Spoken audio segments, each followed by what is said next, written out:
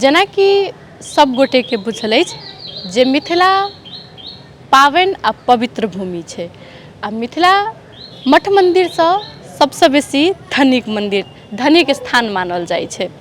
नमस्कार, प्रणाम, गोर लगै छी। हम शिवानी मिश्र मॉडल खबर में अपने के स्वागत करै छी।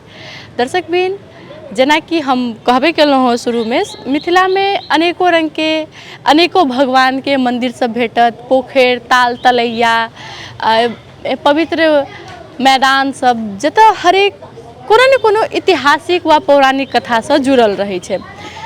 कतेक मंदिर सब कुट्टी संघ संस्था के रहै छै तऽ कते लोक निजी सेहो मंदिर बनबैत अछि अपन आस्था, अपन विश्वास के लऽ कऽ। तऽ आइ हमसब ओही में से एकटा निजी मंदिर में आयल छी, जेकर संस्थापक स्वर्गीय परशुराम शाह जी रहल छथिन। एहिमे जानकी जी के, राम जी के, ताहिके बाद लक्ष्मण जी के मूर्ति छै। एहिमे जानकी जी के पूजा होइ छै। तऽ आइ चलू हमसब ई मंदिर के बारे में अपने के देखबै छी, मंदिर केहन छै। ओहि संगे एतुका जे पुजारी छथिन, हमसब हुनको से बातचीत करब। तऽ एखन हम अपन कैमरामैन के कहबै कि कनिक ऊपर आबऽला। एखन हमसब ई मंदिर के घूमि रहल छी। ई जतेक जगह देख रहल छियै, सब एते दूर में सब मंदिरे के जगह छै। ई मंदिर के देखियो, एकटा मंदिर एहिठाम छै जाहिठाम अखन भीतर में मूर्ति छथिन आ सब पूजा कऽ रहल छथिन। एकटा ई छै जे एखन बंद छै। देख सकै छी अपने सब, ई टूटि गेल छै। कियाक तऽ ई देख कऽ पता लागि रहल छै कि मंदिर कतेक बेसी पुरान छै। कियाक तऽ जहिया से जनकपुर में छी तहिया से ई मंदिर के देख रहल छी। ओहूसँ बेसी एकर इतिहास भऽ सकैए। अपने सब देख सकै छी मंदिर के जे बनावट छै, आ एतऽ से गंगा सागर पूरा ओहिना देखा रहल छै। ई फूल के गाछी छै, एहिठाम फूल छै। ओहिके बाद मंदिर समेत तऽ जे पीपर के गाछी सब रहै छै ओ रहबे करै छै। तऽ आब चलू हमसब भीतर चलै छी। भीतर में देखबै छी अपने के जे माता के एहिठाम मूर्ति छै, ओ मूर्ति के विषय में देख सकै छी। एहिठाम मूर्ति छै। आब एखन माता के भगवान के भोग लागै के समय भऽ गेल छै, तऽ बाबा एहिठाम भोग लगा रहल छथिन। भोग लगेला के बाद हमसब एतुका बाबा से बातचीत करब। की नाम भेलै बाबा अपने के? हमर नाम जुगल किशोर दास। जुगल किशोर दास। हाँ। अच्छा, ई मंदिर के नाम की छै? मंदिर का नाम है राम जानकी परशुराम शाह धर्म संस्था। अच्छा, कतेक वर्ष से ई मंदिर छै बनल? मंदिर 200 वर्ष का हो गया। 200 वर्ष? हाँ। अच्छा, एहिठाम बनल छै? हाँ, एहिठाम बनल छै। अच्छा, के स्थापना करबेने छथिन मंदिर? परशुराम शाह। परशुराम शाह। हाँ। एखन ओ स्वर्गीय भऽ गेलखिन। हाँ, तब धियापुता छै एहिमे। तऽ ई मंदिर निजी छै कि मतलब गुट्ठी संस्था? अपना निजी। अपना निजी छै। निजी। तऽ एकर रेख देख फेर के करै छै? रेख हटा ये मंदिर वाले, जलेश्वर वाले। जलेसर में कोनो आरो कोनो मंदिर छै? हाँ, तो है मंदिर, इनको है आरो। कौन मंदिर छै? वो महादेव मंदिर है। हाँ। समझो वहाँ पर। हाँ। तो वहाँ पर वो मंदिर है उनको, यहाँ पर ये मंदिर है। अच्छा, तो वो सब रहै कतऽ छथिन? ओहिठाम जलेश्वर में रहै छथिन। जलेसरे में रहै छथिन? हाँ। अबै छथिन कि नहीं जलेसर? अबै छथिन कभी कभी। कभी कभी सब चीज़ हमको दे जाता है, अपना चलाते हैं वो अपना, कभी कभी आता है। अच्छा, अपने एहिठाम कते वर्ष से काज कर रहल छी? 20 वर्ष। 20 वर्ष। अच्छा, जै समय में आयल रही ओहि समय में केहन अवस्था रहे एतऽ? सब ठीक है, ऐसा ही है सब। मंदिर सब दिन सहिना छै? नहीं। अच्छा, तो फिर जेना कि आब अपने कहलिए ना कि ओहे सब रेख देख करै छथिन, हाँ। तो की सब सुविधा देने छथिन? सब से यानी पैसा भी देता है और खाना खुराकी भगवान को जो लगता है, जैसे दूध दही सब देता है। मतलब अहूँ के खर्चा, मंदिरों के खर्चा मंदिरों दै का छथिन? सब वही देता है। अपने के घर में परिवार सब में के सब छथिन? हमारा घर में तो हम ही है, परिवार है। और धिया पुता? धिया पुता अपना घर है, इंडिया है। इंडिया। और धिया पुता सब की करै छथिन? वो सब अपन अपन कार्य कर रहा है। यानी कोई गैरेज खोला है और ट्रैक्टर रखे हैं, अपना बॉस चलाता है, अपना अपना काम में लगा है। अच्छा, अपने सब स्पेशली एना कहीं खास कऽ कऽ एहिठाम ई मंदिरे के सेवा करऽ लेल आयल छी कि? हाँ, मंदिरे के सेवा कर। तऽ अपने सबके केना बजायल गेल रहै? हाँ, बजा कर लेथिन।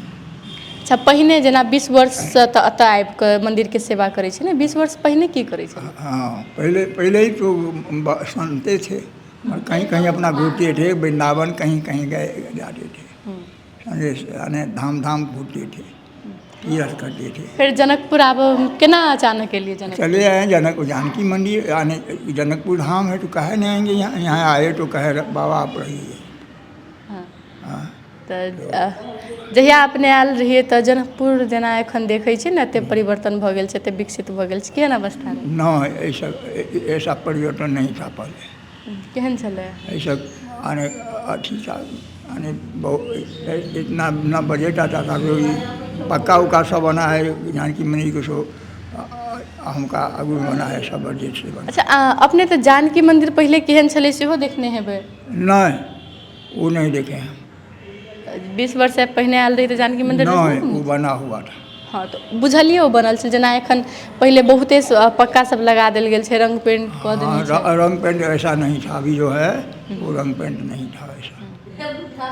अच्छा ई मंदिर जे छै एखन देख रहल छी ओते दूर में छै, तो ई मंदिर के रेख देख अखन अहाँ सब बस गरे कऽ रहल छी कि आरो आदमी सब? अकेले अकेले कर रहे। अच्छा भीतर में कौन कौन देवी देवता सब छै? देवता देवी राम है, जानकी जी है, लक्ष्मण जी है, गोपाल जी है, राधा जी है, सब है। सब गोटे के रक्षा सेवा करै छै, करते हैं। शालीग्राम भगवान है, सब चीज़ है, गणेश भगवान है, हनुमान जी है, सब है। तो फिर कहियो अपन घर जाइ छियै कि नहीं जाइ छियै? जाते हैं कभी कभी, 2 दिन 1 दिन के लिए जाते हैं, तो कोई आकर के पूजा कर देते हैं। आई मंदिर में तेहन कोनो दिक्कत? कोई चीज़ का दिक्कत नहीं, सब चीज़ के सुविधा है? हाँ सब चीज़ का, कोई चीज़ का दिक्कत नहीं, इसमें दिक्कत कोई चीज़ का नहीं। सब चीज़ आनंद है भगवान की, बहुत आनंद रखे हैं। हम कहे कहेंगे जो हमको दिक्कत है, कुछ दिक्कत रहता है सो नहीं कर रहा है, ये चीज़ हमको नहीं, ये चीज़ नहीं दे रहे, हमको सब चीज़ दे रहा है भगवान, तो हम क्या कहेंगे नहीं हैं। अच्छा जना अपने जनकपुर में रहै छै ने, जनकपुर आ मिथिला तऽ बहुत बेसी प्रसिद्ध छै ने, तो किछु कहऽ चाहबै जनकपुर के बारे में? जनकपुर एतेक वर्ष से रहै छियै, हाँ, केहन भूमि छै, केहन लागल? भूमि तो जानकी माता की भूमि है, तो ये तो ऐसा भूमि तो कहीं नहीं है। ऐसा भूमि न अयोध्या उदासी है, वृंदावन धाम है, वो धाम अच्छा है, जो बात है। अयोध्या उदास क्यों हो गया? तो भगवान को जो वनवास हो गया, इसीलिए उदासी दे दी भगवान, उदास हो गया। मिथिला तो परम प्रिय है। मिथिला धाम तो ऐसा है ही नहीं, ये तो हंसता धाम है, इसमें हंसता धाम है ये। हंसी खुशी से रहो, इसमें भगवान माता किशोरी जी है यहाँ पर, तो इसका कोई चीज़ का कमी है यहाँ पर। हाँ, ये मिथिला धाम है, यहाँ धाम तो है ये नहीं है। पावन मिथिला है, परम प्रिय पावन मिथिला, जहाँ जन्म है जनक नंदिनी, करब किन कई देश, परम प्रिय पावन मिथिला धाम। तो मिथिला नगरी है, ये तो बहुत पावन प्रिय है। यहाँ पर सब देव ऋषि मुनि सब आए हैं धनुष यज्ञ में, जितने 56 करोड़ देवता यहाँ पर पधारे थे, धनुष यज्ञ में आए थे। बोलिए तो अब इससे क्या नाम रहेगा? अच्छा ये मंदिर कतेक दूर में है? ये मंदिर, हाँ? अब ये मंदिर कितना दूर में है? 2 कट्ठा की 3 कट्ठा में है। अच्छा वो घर सब जे छै ओहि समय के सब रहै छथिन? वो में रहे छथिन, वो सब भाड़ेदार सब रहता है। भाड़ेदार सब? हाँ, यहाँ पर अपना भाड़ा लिए हैं, अनेक सामान बना करके अपना होटल में। अच्छा एतऽ के भाड़ा कतऽ वो सब लै छथिन? हाँ वह सब लै छथिन, वह सब लै छथिन। हमरा भाड़ा से कुछ मतलब नहीं, वो देते ही तो हम काहे भाड़ा लेंगे। तक आप कतेक वर्ष तक रह के छै सेवा करे के? भगवान की कृपा है, जब तक ये ज़िंदगी है तब तक कब तक रहेंगे। जिंदगी का कोई ठिकाना है? आज चला जाएंगे, कल जाएंगे, इसका कोई ठिकाना नहीं। सब चीज़ का ठिकाना है, ज़िंदगी का ठिकाना नहीं। तो जावेद जेबे तावेद सेवा करें। हाँ, जब तक जिएंगे तब तक सेवा करेंगे। अच्छा एहिमे का जो मूर्ति है माता के, सीताजी के, राम जी के, वो मूर्ति कथी के बनल है? वो अष्टधातु है। अष्टधातु? अष्टधातु। अष्टधातु में किस सब? अरे क्या सब आता है, कितने सामान देता है, कौन सोना पीतल तांबा सब चीज़ इन्हें मिलाकर बनता है। ई मूर्ति मतलब सबसे नीक कोन चीज के मूर्ति मानल जाइ छै? सबसे नीक अष्टधातु मूर्ति माना जाता है। अष्टधातु हाँ, और शालीग्राम सबसे मूर्ति है। सबसे नीक। हाँ, अच्छा, बाकी शालीग्राम भगवान जो है सो जिंदा है, जिंदा छथिन। इन लोक में प्राण प्रतिष्ठा दिया हुआ है। जखन मूर्ति स्थापना कयल जाइ छै हाँ, तखन? तखन प्राण प्रतिष्ठा दिया जाता है। शालीग्राम भगवान को प्राण प्रतिष्ठा नहीं होता है, वो जिंदा है भगवान। हम ई चीज देखै छी कि कतौ भी भगवान सबके मूर्ति रहै छै कोनो मंदिर में तो शालीग्राम रहबे करै छै। हाँ, तो शालीग्राम तो कहते हैं ना, शालीग्राम सब हर मंदिर में नहीं। ये भगवान जिंदा है, इनको इन्हीं का भोग लगता है, उनका भोग नहीं लगता है। अच्छा, इसी का भोग लगता है। उनको तो प्राण प्रतिष्ठा दिया हुआ है, इनको प्राण प्रतिष्ठा नहीं। ये भगवान जिंदा है। अच्छा, आरो मंदिर सब में कथी के मूर्ति रहै छै? और है, यही है, शंखमरमर है। शंखमरमर मतलब शंखमरमर से सेहो कीमती होइ छै? है, अष्टधातु शंखमरमर से सेहो कीमती होइ छै? अष्टधातु होता है सबसे कीमती, सबसे कीमती होता है। हाँ, एक मूर्ति सबसे कीमती है। तो फिर ई जेना जानकी मंदिर से में देखी छियै डोला निकले छै भगवान के, तो एहि समय तेहन किछो जानकी नवमी में चाहे नहीं, ये सब नहीं निकल रहा है। झूठे के कहेंगे, ये सब नहीं निकल रहा है। खाली परिक्रमा आता है यहाँ पर, उस सबको पंगत मिलता है, जितने परिक्रमावासी सबको पंगत मिलता है। अच्छा, परिक्रमावासी से बहुत माइप कर रही है? हाँ हाँ, सब रहता है। अब विवाह पंचमी आता है, छपरा, बनारस, पुनः बहुत अयोध्या को लोग सब आता है, बैठता है, बोलेंगे और आता है यहाँ पर आने आनंद लेता है भगवान की।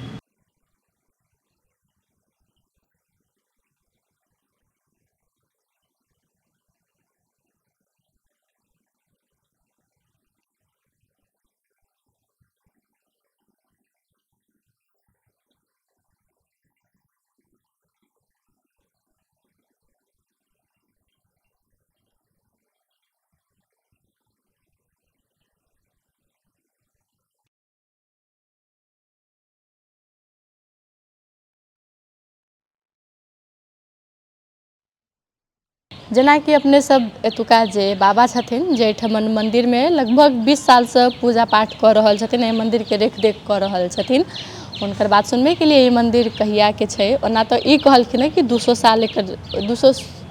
साल पुरान एकर इतिहास छै। ई मंदिर के जे रेख करऽ वाला छथिन, जे मंदिर के खर्च दै छथिन से जलेश्वर में रहै छथिन, जलेश्वर के आदमी छथिन, आतऽ मंदिर बनबेने छथिन। आब हुनकर जे धिया पुता सब छै परशुराम शाह के, ओहो सब देख रहल छथिन एहि मंदिर के, बाबा के खर्च सेहो दऽ रहल छथिन। एहि मंदिर में जतेक भी लगानी छै एताउती जे भी खर्च होइ छै, कोनो पाबनि तिहार कोनो काज परोजन होइ छै, जेना कि परिक्रमा सब में सेहो लोक सब एहिठाम अबै छथिन, जानकी नवमी होइ छै ओहू में लोक सब अबै छथिन। ओहिके बाद विवाह पंचमी होइ छै, ओहू में बाहर से जे लोक सब अबै छथिन तऽ एहिठाम आबि कऽ बैसै छथिन, एहिठाम आबि कऽ देखै छथिन, दर्शन करै छथिन। तो जेना कि अपने सब सुनलहुँ हँ, हम सब ई मंदिर के बारे में अपने के कहलहुँ हँ, वही संगे हम शिवानी मिश्र विदा लऽ रहल छी।